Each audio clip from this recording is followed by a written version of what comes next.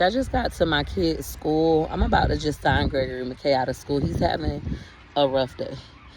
It's not a rough moment unless things have changed, but I'm finna see. One of his teachers just emailed me saying he had a rough day in her period. He was frustrated and stuff like that. So I'm like, let me go get my son. I also read my comments, and you guys are absolutely right in regards to getting the officer to apologize to Gregory McKay in his face. So I did send the principal an email, but I'm sure she's busy. I'm gonna see if they can make that meeting happen now before I take Gregory McKay home. So we're waiting on Gregory McKay to come down. Officially signing him out yet. I'm gonna see how he feels. If he feel like he can make it through today, then I'll let him stay. If he feel like, Mom, I'm over it, it's too much for me today, then I'm gonna go ahead and take him out of school for today. The boy is in a meeting and they don't know when she'll be out, but I did email her. McKay decided he was not feeling the rest of the day, so we're gonna let him go ahead and go home. I'll drive if you don't want to drive. You're gonna drive? Okay. Most likely we'll have a meeting probably Monday or Tuesday, but my son will get his verbal apologies to his face. Thank you guys for stating that, because in my mind I'm like, yeah, she's gonna handle it, but you guys are absolutely correct. In my email I just expressed that he told my son he was lying to his face, so he needs to apologize to my son to his face. For a meeting, Gregory McKay said he came up to him and apologized. How did you feel about the apology? That was fake because he did it after, he got reprimanded. Yeah. They said he did get his apology to his face. He felt like it was an Apollo lie. Like it wasn't genuine. The man didn't mean it, but he did say thank you. I feel like that's more important. Even if somebody is lying, at least you did get it. So I feel like my kid's in the right place. I'm sitting here like listening to y'all. He need to apologize to Gregory McKay in his face. And I'm like, you know what? They're absolutely right. I sent an email, and I literally just sent it probably 15 minutes ago, and he had already apologized. So the principal had already did what she's supposed to do. I'm going to send her another email telling her to disregard it and thank you so much. Because that's the biggest thing.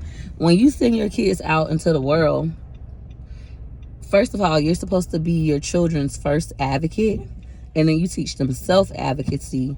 But then you also want the other adults that are around, like the principal, the teachers, etc., to advocate for them as well. So to know that his principal said she was going to handle it, and she did handle it, and he already got his apology, it makes me know like my children are in the right spot. As far as you guys saying, oh, this is your fault. Let me turn on the air. This is your fault. You voted for Donald Trump. I do not regret voting for Donald Trump. I feel like that was the best decision for my family, and I don't care how anybody else feels about it. I also feel like a lot of you guys are being weak-minded to think that because somebody is becoming president. Okay, make sure you get over. Yep. Check your blind spot. All right, because somebody is becoming president and saying things like, oh, it's gonna get worse, oh, the police gonna start pulling him over. Even if the police were to pull my son over now that he's driving, we have these kind of conversations. What you do is you prepare your children for that. If McKay got pulled over by a police officer, he knows to give them his license and his registration, to not be aggressive. There's no reason to cuss the police out and be disrespectful. He's not that kind of person anyways. There will never be a reason to do that, and we'll just deal with it accordingly. He doesn't have any weapons. We do live in Florida, so when he gets of age to carry weapons, he will, because we live in Florida and his mom really believes in that. But as far as me being like, oh, I regret voting for Donald Trump, what did I just do? I did what I felt was best for my family, and I don't regret that decision. For you guys to be that ignorant and to think that life is going to get worse for black people is insane.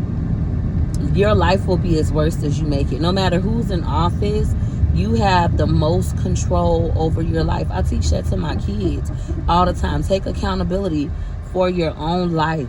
Advocate for your own self. Expect the worst and know how to be solution-based. When the worst happens, our job is to problem solve. His problem is solved. He's coming home for the day. They don't have school Monday, so he's going to have him a nice little 3-day weekend. And of course, we're going to talk more about this. Make sure he's processing his emotions and things like that. But I'm happy he got an apology, even if he feels like it wasn't genuine. It just shows that his principal means business. Like, she's his advocate, and I love that for him.